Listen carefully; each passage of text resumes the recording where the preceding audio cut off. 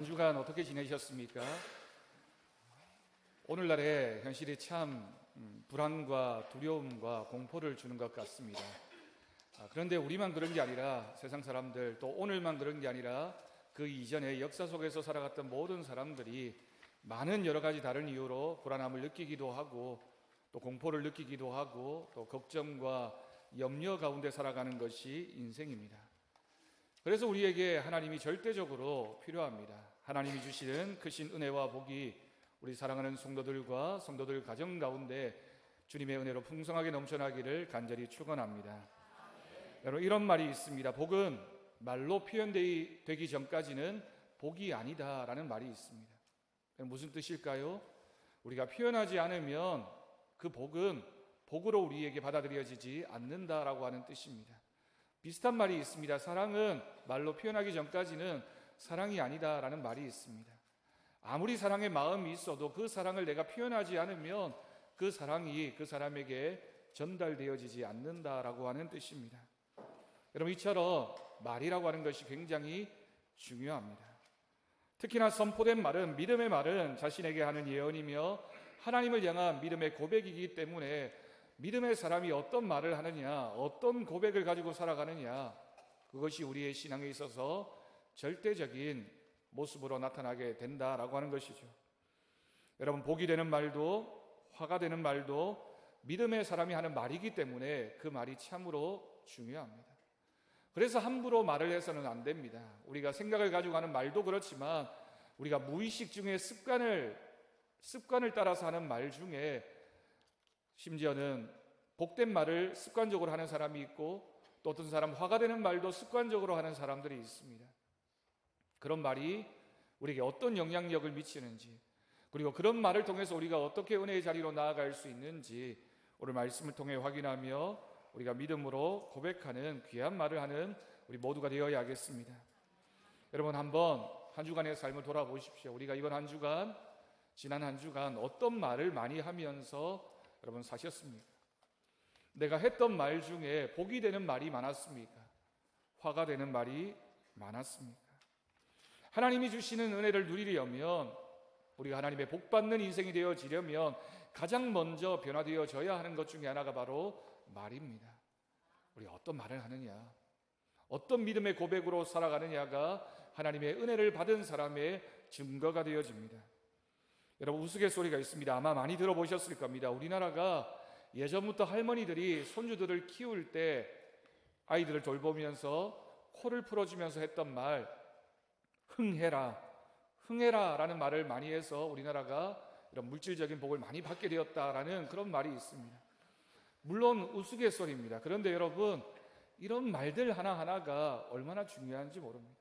우리가 그 말을 들으면서 무의식적으로 이 말의 의미를 생각하게 되고 그 말이 어떤 말이 되어지는지 또 우리의 삶에 어떤 영향력을 주게 되는지를 우리는 내면적으로 생각할 수밖에 없기 때문입니다. 여러분, 믿음의 선포가 말의 힘이 됩니다. 얼마나 중요한지를 생각하게 됩니다. 마가복음 11장 23절 24절을 보면 예수님께서 지나가시다가 열매 맺지 못하는 무화과 나무를 보시며 하셨던 말씀, 그 사건을 기록하고 있습니다. 무화과 나무를 향하여 저주 한마디 하셨는데 무화과 나무가 뿌리로부터 말라버리는 일이 벌어졌습니다.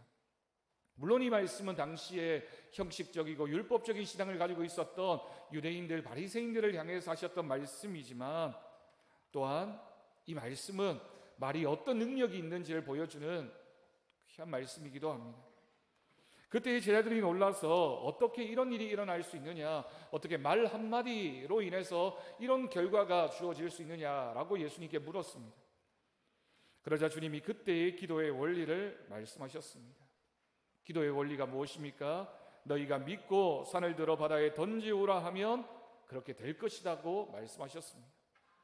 오늘날의 과학이 발달하고 많은 중장비 장비들이 있지만 산을 옮겨서 바다에 던진다는 건 여러분, 불가능한 일입니다. 근데 예수님이 뭐라고 말씀하십니까?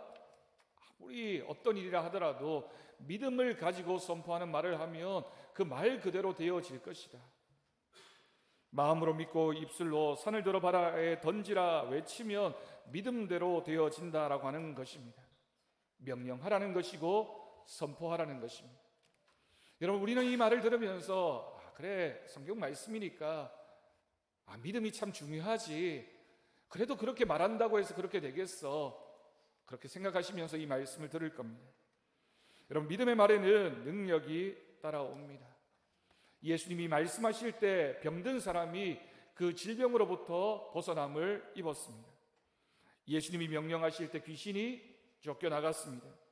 풍랑을 바라보시고 잔잔하라고 말씀하셨더니 그 풍랑이 잔잔케 되어지는 역사가 나타났습니다. 우리 주님이 또한 말씀하셨습니다. 너희가 나보다 더 큰 일을 하게 될 것이다. 그리고 예수님의 제자들이 마가의 다락방에서 함께 모여서 기도했을 때 성령 충만을 얻게 되고, 성령 충만한 제자들이 나가서 복음을 전했을 때 정말 놀라운 믿음의 역사가 일어나게 되었습니다. 우리는 누구입니까? 우리는 예수님의 제자들입니다.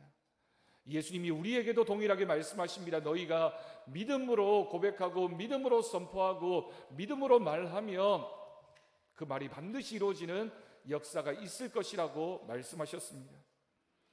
여러분, 지금 여러분의 인생길에 큰 산이 가로막혀 있습니까? 아니면 당장이라도 큰 풍랑이 일어날까 봐 불안해하고 초조하고 염려하면서 하루하루를 살고 계십니까? 여러분, 꼭 기억하십시오. 산이 너무 크다고 하나님 앞에 불평하지 말고 산을 향해서 하나님이 얼마나 큰지를 선포하는 믿음의 사람들이 되어지기를 간절히 바랍니다. 우리 앞에 얼마나 큰 산이 놓여 있다 하더라도, 얼마나 큰 풍랑이 일고 있다 하더라도 그 산보다, 그 풍랑보다 더 크신 하나님을 우리가 믿습니다. 그러면 우리는 하나님을 향해서 기도할 수 있습니다. 하나님이 가진 믿음을 가지고 하나님이 만드신 산과 풍랑을 향해서 선포할 수 있다라고 하는 것입니다. 여호수아 10장 12절 말씀을 보면 여호수아는 아모리 족속과의 전투가 한창인 때에 태양아 멈추라 라고 선포했습니다.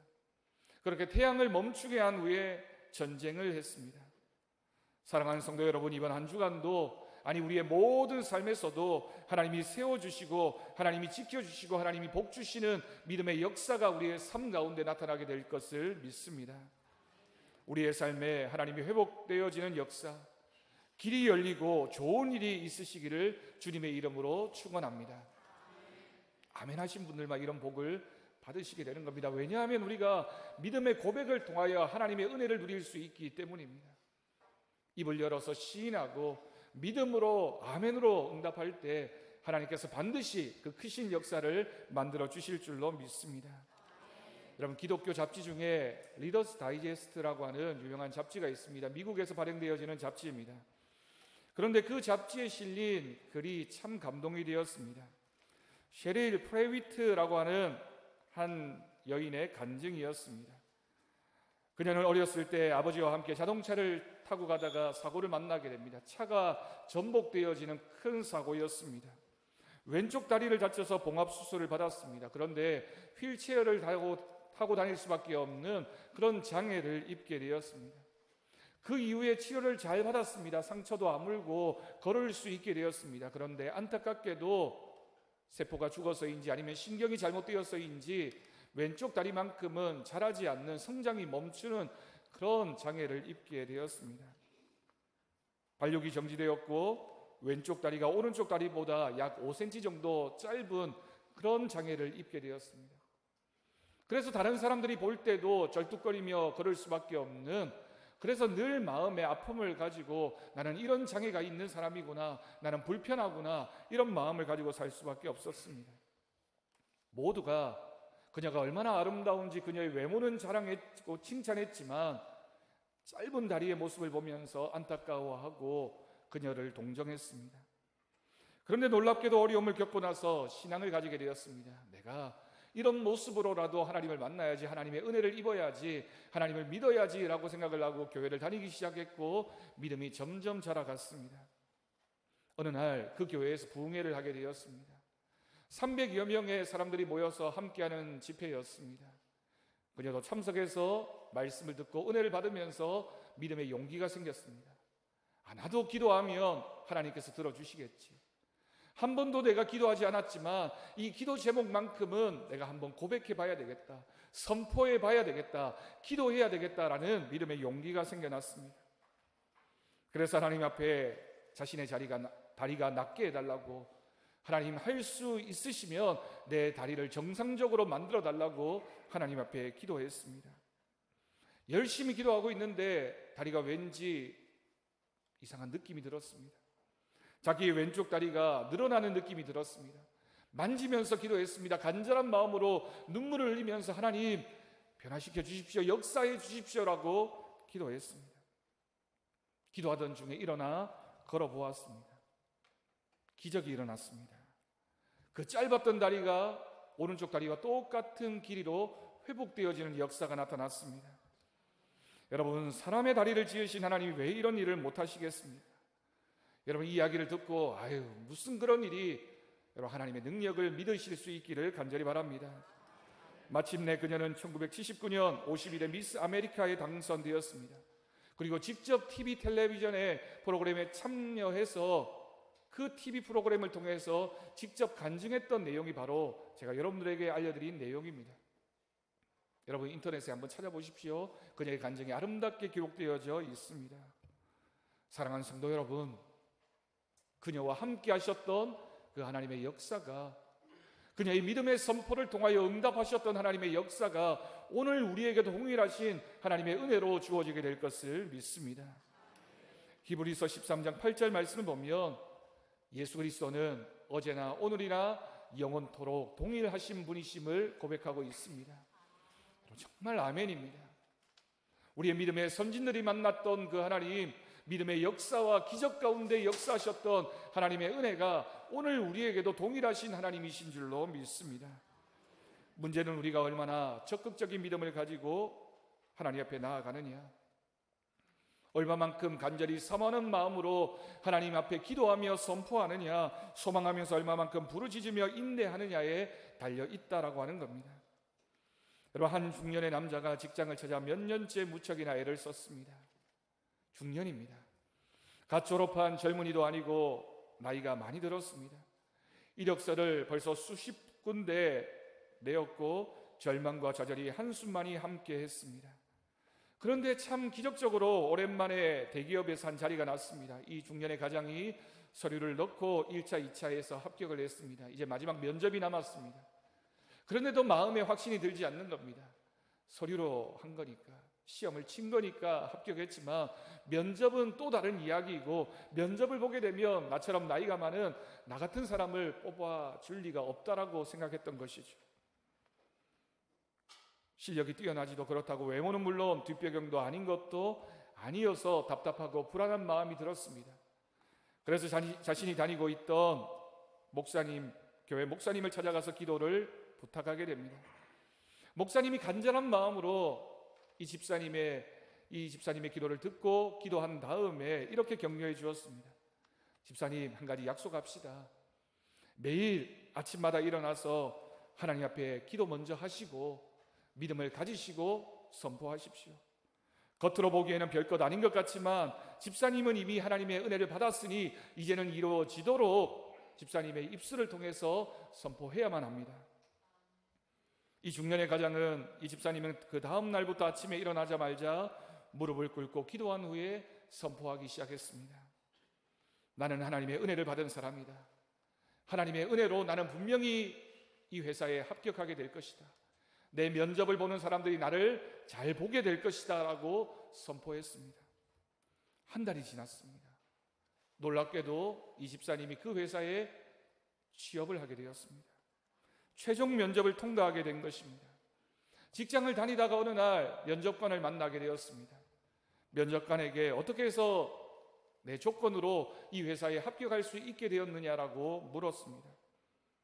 그런데 이 면접관이 이런 얘기를 합니다. 당신이 면접 장소에 들어오는 그 순간에 얼굴에 빛이 환하게 비춰오는 것을 보게 되었다. 왠지 당신을 뽑으면 이 회사에 큰 도움이 될 것이라는 마음의 확신이 들었다. 당신 같은 사람이라면 얼마든지 이 회사에 잘 적응해서 열심히 일할 사람이라는 마음의 확신이 들었다라고 이야기를 해주었습니다. 여러분, 여러분, 이것이 바로 하나님의 은혜입니다. 노력하고 기도하고 하나님의 은혜를 선포했더니 하나님이 역사하심이 있게 되는 것, 그것이 바로 하나님의 은혜이고 우리는 그런 하나님의 은혜로 살아가는 믿음의 사람인 줄로 믿습니다. 여러분, 그래서 믿음의 사람은 매일 하나님의 은혜를 선포해야 합니다. 여러분은 이 말씀을 듣고 내일부터 당장 실천하십시오. 아침에 일어나서 오늘 하루 동안 일어날 일들을 생각하면서 기대하면서 내가 하나님 이런 일들을 하게 될 텐데 하나님 이런 역사가 있을 줄로 믿습니다. 여러분, 한번 선포해 보십시오. 그리고 나서 자신 있게 밖으로 나가서 좋은 일이 일어나기를 기대하며 하루를 열심히 살아보십시오. 그리고 집에 돌아와서도 잠자리에 들기 전에 하루를 돌아보면서 하나님이 나에게 일으키신 일들을 생각하면서 묵상하면서 기도해 보십시오. 그리고 그 다음 날도 하나님이 나와 함께 하실 거예요. 여러분, 수시로 시간마다 은혜가 필요할 때마다, 중요한 결정을 할 때마다, 또 중요한 사람을 만날 때마다 그런 선포하는 믿음을 가지고 여러분 시간들을 보내보십시오. 하나님의 크신 역사가 나타나게 될 것을 믿습니다. 믿음에 관해서 가장 중요한 말씀, 히브리서 11장 1절 말씀을 보면 믿음은 바라는 것들의 실상이요 보이지 않는 것들의 증거라고 기록하고 있습니다. 여러분, 믿음은 무엇이라고요? 볼 수 없었던 것들이 눈으로 나타나는 것, 우리가 믿은 것들이 응답되어지는 역사가 바로 믿음이라고 기록하고 있습니다. 그래서 마가복음 9장 23절에서 우리 주님도 말씀하셨습니다. 할 수 있거든이 무슨 말이냐? 믿는 자에게는 능치 못할 일이 없느니라. 아멘. 여러분, 우리가 믿음을 가지고 선포하고 하나님이 좋은 것을 주시는 분이신 줄 믿고 살아가면 하나님의 은혜가 채워집니다. 하찮은 일에서도 하나님의 은혜를 선포해도 하나님은 나무라지 않으십니다. 제가 예전에 고등학교 다닐 때 버스를 타고 다녔습니다. 아침에 늦게 일어나서 시간이 촉박한데 버스가 늦게 오는 것 같으면 기도했습니다. 여러분, 요즘 같으면 버스가 도착하는 시간이 정확하게 나오니까 뭐 그렇게 기도하지 않겠지만 그때는 좀 믿음이 좋았나 봅니다.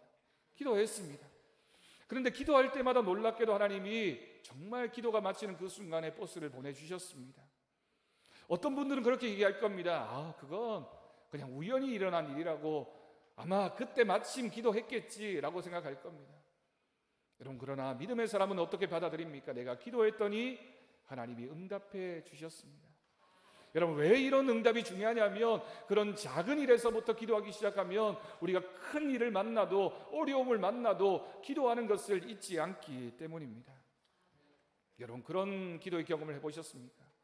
붐비는 주차장에 가서 하나님 앞에 기도합니다. 주차장을 들어서면서 하나님, 자리가 있었으면 좋겠습니다. 그런데 자리가 있으면 얼마나 감사한 일입니까? 그런데 마침 자리가 없습니다. 먼 곳에 주차해놓고 돌아옵니다. 그렇게 걸어오면서 이렇게 기도합니다. 하나님, 제가 먼 거리이지만 걸을 수 있는 다리를 주셔서 감사합니다. 혹시라도 내가 가까운 곳에 주차했다가 나쁜 일을 만날 수도 있는데 먼 거리에 주차하게 하신 하나님께 감사합니다. 여러분, 그런 기도의 삶, 선포의 삶이 끊이지 않는 사람은 하나님 반드시 응답해 주시고 어떤 순간에도 함께 하시는 믿음의 역사가 있을 줄로 믿습니다. 여러분, 상황이 바뀌어야 하나님의 은혜인 때도 있지만 정말 중요한 건 그 상황을 바라보는 우리의 믿음이 하나님의 은혜입니다. 어떤 상황에서도 믿음이 흔들리지 않는 것, 어떤 형편에서도 하나님 앞에 기도할 수 있다라고 하는 것이 믿음이고 기적입니다. 어려운 일을 당하면 많은 사람들은 포기하고 낙심하는데 여러분, 우리는 더 용기를 내어서 기도할 수 있다는 것이 얼마나 큰 기적이고 하나님의 은혜입니까? 그런 기도하는 사람의 그 마음 가운데 하나님이 채우시는 역사가 있을 줄로 믿습니다. 그래서 두 번째, 믿음의 사람은 하나님의 은혜를 기대해야 합니다. 하나님의 은혜를 선포한 다음에 그냥 있는 것이 아니라 기대하는 마음으로 기다려야 됩니다. 사모해야 합니다. 하나님은 큰 일에서만 도와주시고 작은 일에는 관심이 없으신 분이 아닙니다. 여러분, 우리가 일상생활을 하면서 기도해야 되는 순간이 얼마나 많이 시시각각 찾아옵니까? 슈퍼를 가고 사람을 만나고 친구와 대화를 하고 사업장에서 또는 직장에서 누군가를 만났을 때 여러분, 우리는 시시때때로 기도해야 됩니다. 하나님 도와주십시오. 하나님 함께 해 주십시오. 하나님 지혜를 주십시오. 하나님 좋은 일이 일어나기를 원합니다. 여러분, 그렇게 만나고 싶었던 사람을 점심 식사하러 가서 식당에서 만나게 됩니다. 꼭 도움을 받고 싶었는데 그 사람을 만나기가 어려웠는데 내가 기도했더니 마침 그 자리에서 만나게 되는 것, 하나님의 은혜입니다. 세상 사람들은 우연이라고 하지만 믿음의 사람에게는 우연이 없습니다. 하나님의 은혜는 적당한 때에 가장 적합한 장소로 우리를 인도하여 주십니다. 여러분, 그게 하나님의 은혜이고 그것을 믿고 살아가는 것이 은혜의 사람입니다. 믿음의 사람, 은혜의 사람은 하나님이 책임져 주시고 그 길을 인도하시는 하나님의 은혜가 있을 줄로 믿습니다. 그래서 여러분, 하나님의 은혜를 아는 사람은 당연하게 그 은혜를 받아들이지 않습니다. 하나님의 은혜를 선포했고 하나님의 은혜를 사모했더니 하나님이 좋은 은혜의 복들을 허락해 주셨습니다. 그런데 믿음의 사람은 그것을 당연하게 생각하지 않습니다. 하나님의 일, 하나님이 주신 복이라는 것을 확신해야 합니다. 하나님이 이루신 일이기 때문에 감사해야 되고 찬양의 자리로 나아가야 됩니다. 하나님께 영광을 돌려야 합니다. 은혜를 받으면 우리가 어디를 가나 무슨 일을 하든지 하나님은 우리와 함께 하시고 우리를 항상 지켜보호하여 주시고 우리를 좋은 길로 인도하십니다. 여러분, 그럴 때마다 우리가 해야 하는 일은 하나님 앞에 감사하는 겁니다. 여러분, 자녀가 부모에게 늘 감사해 보십시오. 부모의 마음이 얼마나 기쁘고 좋겠습니까? 밥을 먹으면서도, 인사를 하면서도, 학교에 다녀왔어도 늘 감사하면 그 부모의 마음이 얼마나 흡족하겠습니까? 하나님 앞에서 우리들의 모습이 그러해야 됩니다. 작은 일에도 감사하고 큰 일에도 감사하고 늘 감사하는 그 믿음을 하나님이 기뻐하시고 하나님의 은혜로 채워주십니다. 예전에 캄보디아라는 나라에 청년들을 데리고 단기 선교를 간 적이 있었습니다. 돌아오는 길에 공항에서 대기하고 있는데 갑자기 제 이름을 부르면서 프론트로 호출을 하는 겁니다. 왜 갑자기 내 이름을 부를까? 잘못 불렀나? 무슨 일일까? 걱정하는 마음으로 가보았습니다. 그런데 그 직원이 갑자기 저에게 제 자리를 비즈니스석으로 바꾸어 주겠다라고 얘기하는 겁니다. 제 평생에 한 번도 타보지 못했는데 그런 일이 벌어졌습니다. 제가 왜 그러냐고 물었습니다. 물으면서도 혹시나 바뀌면 어떨까 이런 불안한 마음이 있었지만 그래도 물었습니다. 단체 손님인데 다 청년들인데 당신만 나이가 좀 차이가 나는 것 보니까 분명히 선교 다녀오는 목사님인 것 같아서 그렇게 불렀다는 겁니다. 그러면서 자기가 2달 전부터 교회를 다니기 시작했는데 내가 목사님에게 뭔가 좀 도움을 줬으면 좋겠다라는 마음이 갑자기 들더라는 겁니다. 마침 비즈니스석에 자리가 비어서 저를 부르게 되었다라는 이야기를 전해주었습니다. 평생에 처음이자 마지막으로 그런 자리에 앉아보았습니다. 참 기뻤습니다. 근데 왜 제가 기뻤냐면요, 좋은 자리에 앉아서 기뻤던 것이 아니라 그간의 일들을 생각하면서 마음에 감사가 생겨났습니다. 선교 현장에 가서 청년들과 시간을 보내면서 힘든 일이 많았습니다. 건강에 어려움이 있어서 제가 약을 먹고 주사를 맞은 적도 있었습니다. 그 2주간이라는 기간 동안 참 힘들었는데 하나님이 나를 기억하고 계셨구나. 이 작은 일을 통해서 나를 위로하고 계시는구나. 내 형편을 아시는구나. 내 마음을 아시는구나. 그래서 하나님의 위로가 여기에 있구나라고 고백했습니다. 여러분, 그게 하나님의 은혜이지 않을까요? 우연하게 일어난 일일 수 있고 그냥 일어난 일일 수 있지만 하나님의 은혜로 고백하면서 하나님이 나를 기억하고 계시고 나를 생각하고 계시는구나라고 생각하면서 감사할 줄 아는 것, 여러분, 그것이 하나님의 은혜를 살아가는 사람의 모습입니다. 하나님의 세심한 손길을 느끼면서 하나님이 얼마나 세밀한 분이신지, 하나님이 얼마나 우리의 삶을 바라보고 계시는지, 얼마나 우리에게 은혜로 간섭하여 주시기를 원하시는지 여러분, 우리는 믿음으로 고백하게 됩니다. 하나님의 은혜를 사모하면서 살면 이런 일들이 얼마나 많이 일어나는지 모릅니다. 여러분, 실제로는 많은 일들이 일어나지만 그런 상황들을 믿음으로 바라볼 수 있는 것이 은혜의 사람이고, 우리가 그런 믿음의 고백으로 우리의 삶을 돌아보기 시작하면 하나님의 은혜 아닌 것이 없고 하나님의 은혜로 살아가는 것이 우리들의 모습이고 하나님의 손길이 아니면 한순간도 살 수 없는 것이 우리의 모습이라는 사실을 고백하게 됩니다. 여러분, 하나님의 은혜가 임하도록 선포하고 기대하고 부르짖어서 기도하는 여러분들 되시기를 간절히 축원합니다. 다윗은 간음이라는 큰 죄를 범한 적이 있었습니다. 발각이 두려워서 부하를 일부러 전쟁의 최전방으로 보냈고 자기 부하를 살인하게 됩니다. 살인죄입니다. 더더군다나 부하의 아내를 자기 아내로 취했습니다. 여러분, 얼마나 악한 죄입니까? 하나님의 사람이 아니더라도 세상 사람들도 저지르기 정말 심각한 그런 죄를 다윗이 저질렀습니다. 하나님이 아셨습니다. 선지자를 보내서 다윗을 책망하셨습니다. 다윗은 철저하게 자신의 죄를 고백하고 하나님 앞에 회개했습니다. 날마다 또한 죄를 고백하고 생각하면서 처절하게 하나님 앞에 울부짖었습니다. 그리고 마음의 확신을 가지게 됩니다. 하나님이 내 죄를 용서해 주셨구나. 그런데 여러분, 우리의 문제는 다윗과 다른 점은 용서를 받았다는 믿음과 확신을 자꾸만 잊어버리는 데 있습니다. 다윗은 그렇게 하지 않았습니다. 하나님이 나에게 은혜를 주셨다라는 믿음의 확신이 변하지 않았다라고 하는 사실입니다. 그래서 다윗이 시편에 많은 신앙의 고백을 기록하면서 아름다운 노래를 지어 부르면서 나는 하나님의 은혜의 사람이다, 하나님이 나를 한시로 놓지 않으신다, 하나님은 나를 바라보고 계신다라는 믿음의 고백들을 얼마나 많이 기록했는지 모릅니다. 시편 23편 6절 말씀에서 이렇게 고백합니다.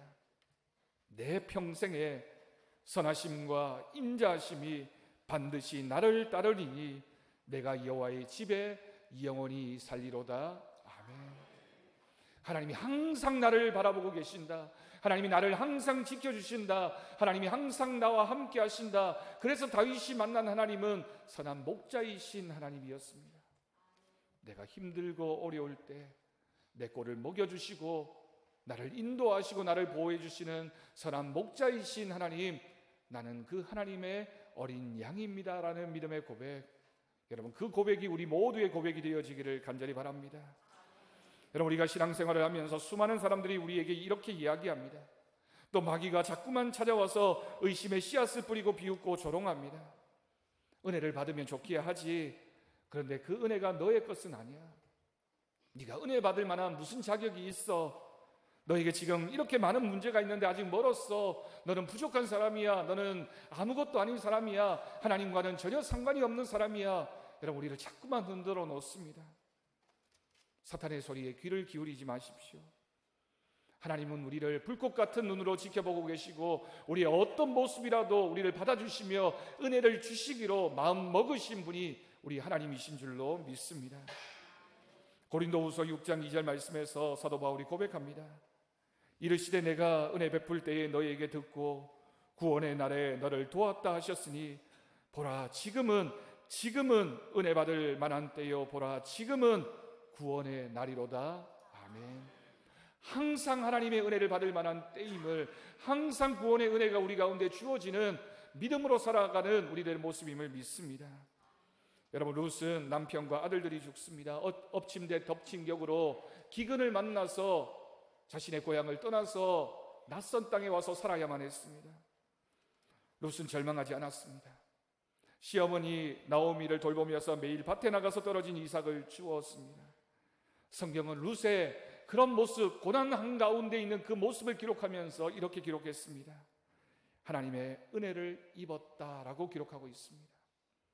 어려운 형편 가운데 있었지만, 절망적인 상황 가운데 있었지만 하나님의 은혜가 룻과 함께 했다라고 기록합니다. 여러분, 요셉을 기록하고 있는 창세기의 말씀은 어떻습니까? 요셉만큼 극심한 고난을 받았던 인물이 어디에 있습니까? 그런데 그 순간마다, 고난의 현장마다 하나님이 요셉과 함께 하셨다라고 기록하고 있습니다. 여러분, 그것이 바로 하나님의 은혜입니다. 하나님의 은혜는 시련 속에서 찾아옵니다. 가뭄의 한복판에서 멸시받고 조롱받고 비난받는 고통의 순간을 지날 때, 부당한 대우를 받고 우리가 재정적으로 흔들릴 때 낙심하거나 포기하지 말아야 할 이유는 그때에도 하나님의 은혜가 우리에게 주어지고 있습니다. 오히려 그런 때일수록 더욱더 하나님의 은혜를 사모하고 기대하고 소망으로 하나님의 은혜를 선포하며 더 큰 하나님의 은혜를 느끼게 되는 기적과도 같은 역사가 우리 가운데 나타나게 될 것을 믿습니다.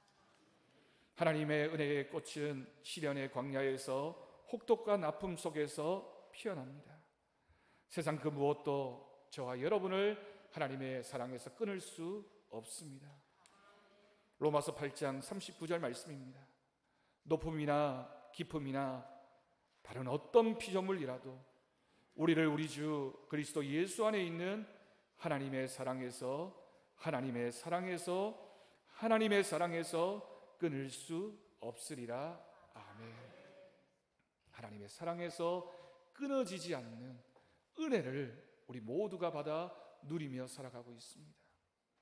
여러분, 우리는 그런 은혜의 사람입니다. 우리가 우리를 바라보고 또한 주변에서 여러 가지 환경적인 요인들 가운데서 우리가 살아가고 있지만 우리는 그런 은혜의 사람들입니다. 현재 상황이 아무리 회복 불가능해 보여도 하나님의 은혜를 과소평가하지 마십시오. 하나님의 손짓 한 번이면 인생의 모든 것이 제자리를 찾아가게 됩니다. 하나님의 은혜가 저와 여러분을 지키고 있습니다. 하나님이 축복의 문을 여시면 누구도 닫을 수가 없습니다. 지금 이 순간 이 말씀을 듣는 우리의 귀를 통하여 우리의 심령을 통하여 하나님의 은혜가 물밀듯 우리 가운데 들어오고 있는 줄로 믿습니다. 여러분, 때로는 내 뜻대로 되지 않을 때가 있습니다. 여러분, 그럴 때마다 선포하십시오. 힘든 일을 만날 때마다 선포하십시오. 결정적인 순간에 하나님의 은혜를 선포하십시오. 중요한 선택의 순간에 하나님의 말씀을 선포하십시오. 일어나고 깨고 잠자리에 들고 매 순간마다 하나님 말씀으로 선포하십시오. 하나님의 은혜가 우리 모든 사랑하는 성도들과 성도들의 가정을 지키시는 하나님의 은혜로 주어지게 될 줄로 믿습니다. 그 믿음으로 한 주간을 살아가는 저와 여러분의 삶이 되어지기를 주님의 이름으로 간절히 축원합니다. 기도하겠습니다. 하나님 아버지, 감사합니다. 하나님, 우리는 은혜로 삽니다. 하나님의 은혜가 아니면 아무것도 아닌 존재, 하나님의 은혜가 아니면 이 세상 미물보다 못한 존재임을 고백합니다. 하나님의 은혜가 있으면 우리는 하나님의 사람이며 은혜의 사람이며 믿음의 사람입니다. 하나님 앞에 나아갑니다. 기도로 선포하게 하시고 확신하게 하시며 감사와 기쁨으로 살아가는 우리들의 거룩한 심령이 되어질 수 있도록 주님 역사하여 주옵소서. 기도하기를 잊어버린 우리들의 믿음이었다면 하나님 이 순간부터 기도하게 하시고, 은혜를 잊어버린 우리의 믿음이었다면 지금 이 순간부터 은혜를 선포하게 하시며, 감사를 잊어버린 우리들의 믿음이었다면 지금 이 순간부터 감사하기 시작하는 하나님 믿음의 사람, 은혜의 사람 되게 주님 역사하여 주옵소서. 감사드리옵고 예수님의 이름으로 기도드립니다. 아멘.